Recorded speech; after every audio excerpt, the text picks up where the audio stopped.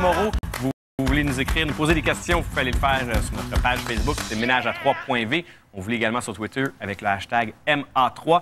Herbie, on va parler de cinéma avec toi. C'était un sujet évident. C'est la suite logique. Après les stars, le cinéma. T'adores tout ce qui est cinéma. Mais on va parler de cinéma au Québec parce que toutes les grandes stars ne sont pas tous cloîtrés à Hollywood. Ils viennent souvent au Québec. Dans le Vieux-Montréal. Entre autres. Des tournages. Est-ce que le Québec est un meilleur endroit pour filmer, pour avoir des grandes productions versus d'autres villes au Canada? Bien, j'ai l'impression que les stars hollywoodiennes aiment le Québec parce que, ils se font pas achaler. Déjà. 2, parce qu'on mange bien. 3, parce que ça coûte pas cher tourner des films ici. Je dirais que le 3 moins cher.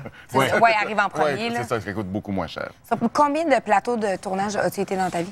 Ah, mon Dieu, moi, je me souviens de mon premier plateau de tournage. C'était, j'en parle justement dans le livre, c'était le film Driven avec Sylvester Stallone qui tournait dans le Vieux-Montréal, qui tournait aussi à Mel Studio. Puis, je pense que j'ai été au moins sur une bonne vingtaine. Le plus marquant? Oh my God! Le plus marquant... Pourrais-tu dire, j'ai le goût de répondre pour toi, le film avec Bradley Cooper, parce que tu avais vraiment accès à tout. C'est quoi ce film-là? En fait, Bradley Cooper tournait un film qui s'appelait The Words. C'était Brian Klugman, qui est son meilleur ami depuis longtemps, qui réalisait.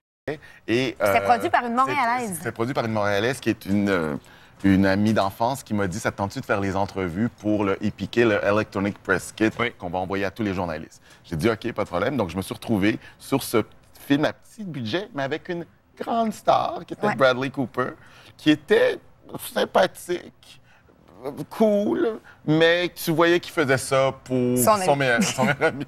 Puis que dans le fond, il avait hâte d'aller dans un gros film. OK. Voilà. Pourquoi est-ce que Montréal a autant de tournage? On va demander à notre expert, c'est Daniel Bissonnette, lui, qui est directeur Cinéma Festival événement pour la ville de Montréal. Bonjour, M. Bissonnette, ça va bien?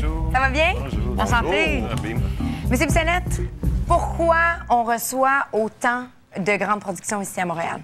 Parce qu'on a des lieux de tournage formidables et parce qu'on est un centre de production international. Il n'y a pas tant de villes que ça. Qu'est-ce que ça veut dire, ça? Ça veut dire qu'on a tout ce qu'il faut pour faire un film à partir de toutes les expertises, tous les artisans, tous les comédiens. On a également les lieux de tournage, les studios et toute l'infrastructure requise. C'est ça l'affaire. Qu'est-ce qu'une ville doit faire pour devenir reconnue dans le monde cinématographique? Comment est-ce que Montréal y est arrivé? C'est un peu comme un comédien, je dirais. C'est son portfolio. Alors, il faut commencer à quelque part, il faut se monter un portfolio. Et nous autres, au fil du temps, Montréal peut s'enorgueillir du fait qu'on a vraiment un très beau portfolio. Lorsque vous parlez de portfolio, est-ce que c'est quelque chose que vous amenez à Hollywood et vous allez voir les grands studios et vous leur dites « Voici ce qu'on a ». On peut leur dire, on peut parler de films qui ont déjà été tournés, mais ils veulent pas trop entendre ça. Non. Pourquoi? Parlez-moi de moi, c'est ça. Parce que eux, ils ont leur scénario, ils ont leur idée, et ils sont sûrs qu'ils vont trouver ici des lieux de tournage que personne d'autre a utilisés, ou en tout cas, ils vont les filmer sous leur angle. Il faut pas trop leur dire, ah ben c'est quoi ici, un tel qui a filmé, ils vont dire... Ils ont fait passer ça pour Paris, eux, ils vont dire, non, nous autres, on veut faire autre chose. Ils ont chacun leur scénario, chacun leur idée. Et quand il y a tant qu'ils n'ont pas trouvé le lieu principal de tournage, ça ne fonctionne pas. Ils ont en tête toujours un ou deux lieux principaux de tournage. On peut dire que ça a déjà servi, là. C'est ça. C'est mieux pas. Ils veulent l'exclusivité. On sait bien comment ils sont. La plus grosse production qui a été faite à Montréal jusqu'à présent, ce serait laquelle? X-Men, Days of Future Past. La dernière, hein? Le dernier X-Men qui a tourné. Oui, ils reviennent. Mais pour la troisième fois. C'est ça. On le voit à la télévision, dans votre écran. Oui, puis on va voir comme... À l'Hôtel de Ville. Ben oui, l'Hôtel de Ville avec la fontaine. C'est ça, l'hôtel qui simulait l'hôtel Majestic à Paris dans les années 74-75. OK. Ça représente combien de millions de dollars qui sont investis ici, environ? Est-ce qu'on le sait? Est-ce que ça fait une monnaie? Bien sûr.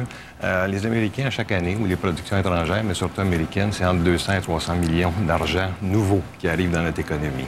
Alors ça, c'est important. Wow. C'est super important parce que tous nos techniciens, tous nos artisans, ils font leur année avec ça. La production québécoise et aussi de la production étrangère, c'est la même personne là, qui va travailler sur ces tournages. Est-ce que, excuse-moi de t'interrompre, est-ce qu'ils sont obligés d'engager des Québécois pour travailler sur les productions? La beauté, c'est qu'ils ne sont pas obligés. Ils le font parce que c'est ça, être un centre de production. Ils viennent de Los Angeles avec une vingtaine de personnes clés.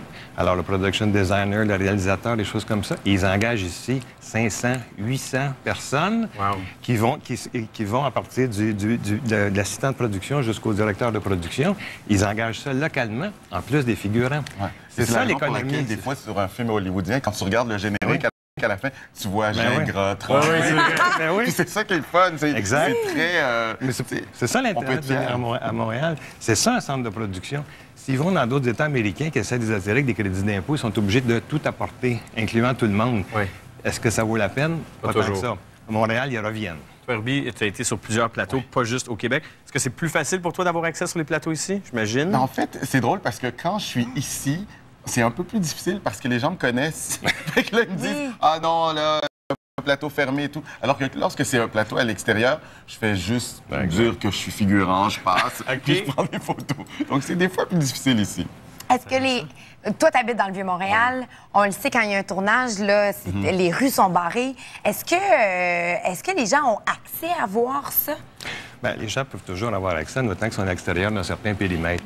Un des meilleurs exemples, c'est Brad Pitt qui tournait à la place Youville 2007-2008 pour The Curious Case of Benjamin Button, en plein midi, en plein mois de mai. Ça avait été tout ici? À la place Youville. J'étais où? Et puis, C'était entre la Nouvelle-Orléans et Montréal. C'était les deux. Alors, il se promenait en Vespa, c'est ça? En plein midi, il se promenait en scooter. Il y avait des gens autour, mais pas tant que ça. Et puis, les Américains étaient inquiets avec un gros dispositif de sécurité, pas vraiment nécessaire. Mais les gens étaient à distance, ils étaient contents. Puis Brad Pitt faisait un tour de Vespa, puis il envoyait la main. Tout le monde était content. Qu'est-ce qui explique ça? Parce que, Herbie, toi aussi, tu l'as dit tantôt, à Montréal, ils se font pas achaler. Oui. Tu vois comment ils se font achaler dans d'autres villes. Je vous pose la question 2. Pourquoi est-ce que vous pensez qu'ici... Parce qu'ici, notre star système, on l'a toujours respecté. On respecte nos stars québécoises. Une Guylaine Tremblay, par exemple, qu'on va croiser dans la rue avec ses enfants, on va pas sauter dessus, on va pas la prendre en photo, on va aller la voir, puis on va la foutre en paix. On fait la même chose avec des stars américaines, puis c'est pour ça qu'ils nous apprécient. C'est une des raisons pour lesquelles ils nous apprécient. Kate Blanchett se promène dans le Vieux-Montréal, elle connaît ses restaurants. Les gens la reconnaissent, ils ne l'arrêtent même pas, ils passent à côté, mais ils l'ont reconnue.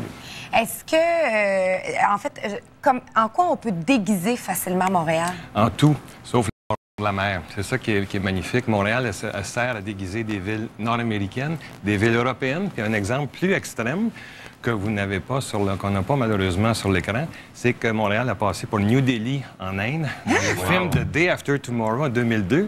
La scène qui est à l'extérieur de la conférence internationale, c'était au Pont-Marché, mais à la gare Jean-Talon, au bout de l'avenue du Parc. Et en plus, il fallait 300 figurants indiens. On les a trouvés facilement dans le parc extension. C'est une communauté multiculturelle. Oui, ça nous aide beaucoup. On a des figurants de toute nationalité. On a 120 communautés culturelles. Quand on a tourné The Terminal avec Tom Hanks et Spielberg, c'était un aéroport. Il fallait des figurants de toute nature. On les a trouvés facilement. Aïe, c'est vraiment intéressant. Merci beaucoup d'avoir été avec nous ce matin. Merci. Nous, on va faire une courte pause et bougez pas parce qu'on continue notre ménage à trois avec Herbie Maud. Là, Étienne,